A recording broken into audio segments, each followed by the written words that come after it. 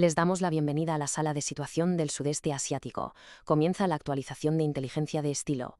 Buenos días. En los próximos minutos analizaremos los acontecimientos más importantes de la región. La fecha de este informe es el 17 de abril de 2026. Este programa llega gracias a la colaboración de ProWave AI, desarrolladores de la plataforma Stylo, Intelops y de Stylo News. Bien, esta es nuestra agenda para hoy. Empezaremos con una visión general de la seguridad regional, para después centrarnos en dos puntos calientes. Primero, Myanmar como epicentro de la inestabilidad y segundo, el mar de China Meridional. A continuación analizaremos las presiones económicas y los cambios estratégicos. Y para terminar, pondremos el foco en qué esperar durante las próximas semanas y ofreceremos un análisis más detallado. Vamos allá. Empezamos con la visión general de la seguridad. Y la situación se puede resumir en una frase. El sudeste asiático es una región bajo una enorme presión.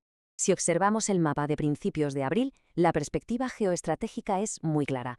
Lo que salta a la vista de inmediato es que las amenazas son constantes y se extienden por toda la zona. Estamos hablando tanto de conflictos internos como de tensiones marítimas que no dejan de crecer. Ahora mismo parece que no hay un solo frente en calma. Y de entre todos esos puntos hay uno que destaca por encima del resto. Hablemos de Myanmar, que se ha consolidado ya como el epicentro de la inestabilidad en el continente. Para entender la velocidad de los acontecimientos, fíjense en esta comparativa. Son solo 2 semanas de diferencia. A la izquierda, la actividad a principios de abril. A la derecha, a mediados de mes. El conflicto se ha intensificado de forma drástica, es muy visible. Ha aumentado la actividad tanto de la Junta Militar como de las fuerzas de la resistencia. La situación, la verdad, está evolucionando a un ritmo vertiginoso, casi día a día. ¿Y por qué es tan importante esto para toda la región? Pues porque esta crisis sencillamente no respeta fronteras. Lo que pasa en Myanmar está generando una especie de tormenta perfecta de inestabilidad regional. Se están exportando flujos de refugiados, las redes de narcotráfico se expanden y los grupos armados se mueven con mucha más libertad. Todo esto, claro, afecta directamente a la seguridad de los países vecinos. De hecho, una evaluación de Stylo Intel del pasado 10 de abril lo confirma. Tanto el sentir general de la población como los informes de inteligencia de fuentes abiertas son unánimes. La guerra civil en Myanmar es ahora mismo el problema de seguridad más urgente de toda la región. El consenso, como ven, es total. Bien, si Myanmar es la gran crisis interna, el principal foco de tensión entre estados, lo encontramos sin duda en el mar. Vamos a dirigir nuestra atención ahora al mar de China Meridional. Aquí lo que vemos es una dinámica muy clara de fuerzas opuestas. Por un lado, tenemos la coerción de China en la llamada zona gris, es decir, una presión constante con acciones hostiles, pero que se quedan justo por debajo del umbral de un conflicto abierto. Y por el otro lado, la respuesta, los ejercicios de disuasión de los aliados, como el conocido Balikatan, que buscan precisamente mandar una señal de unidad y de preparación. Claro, con esta tensión tan palpable, la pregunta es inevitable y fundamental. ¿Cómo podría escalar esta situación? ¿Cuáles son los caminos que podrían llevar a un conflicto mayor?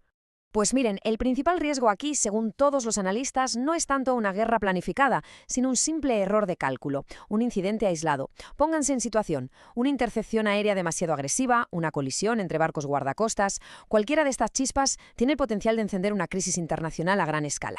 Pero no todo es militar. Hay que mirar también a la economía, porque hay unas presiones muy fuertes que están redibujando todo el panorama estratégico de la región. Esto añade, claro, una nueva capa de complejidad a todo el asunto.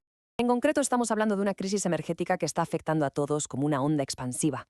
Es un factor de estrés enorme que conecta directamente la inestabilidad global con la economía doméstica y las grandes decisiones de los gobiernos del sudeste asiático. La cadena de causa-efecto es simple y la verdad bastante brutal. Fíjense. Un conflicto en Oriente Medio interrumpe el paso por el estrecho de Hormuz. El resultado inmediato, los precios de la energía se disparan. Esto frena el crecimiento, aumenta la inflación y obliga a racionar el combustible.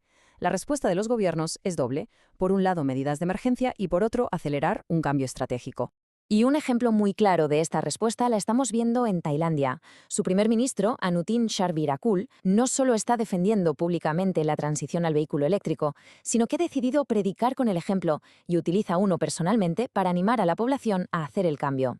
Muy bien, con este panorama tan complejo sobre la mesa, la pregunta ahora es, ¿en qué hay que fijarse durante las próximas semanas? Hemos identificado 4 indicadores clave. Primero, la actividad militar de la Junta en Myanmar, sobre todo en la región de Sagaing. Segundo, los movimientos de la Armada china cerca del atolón de Scarborough. Tercero, el despliegue de las fuerzas aliadas en la isla de Bataan, en Filipinas. Y por último, el cuarto punto, los avances en la diplomacia energética y los acuerdos de intercambio de combustible. Y esto nos lleva al final de este resumen. Para quien busque un análisis más profundo de todos estos temas, un análisis que incluya las diferentes perspectivas de los actores clave y los posibles escenarios futuros.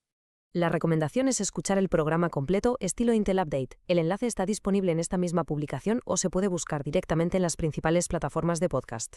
Muchas gracias por su atención. Lo que acabamos de ver es una región que se encuentra en un equilibrio muy delicado. Un conflicto interno, una fuerte tensión marítima y una crisis económica se entrelazan y se retroalimentan. La gran pregunta que queda en el aire es, ¿cuál de estas tensiones será la primera en estallar? Para obtener noticias personalizadas y a la carta pueden visitar stylonews.com.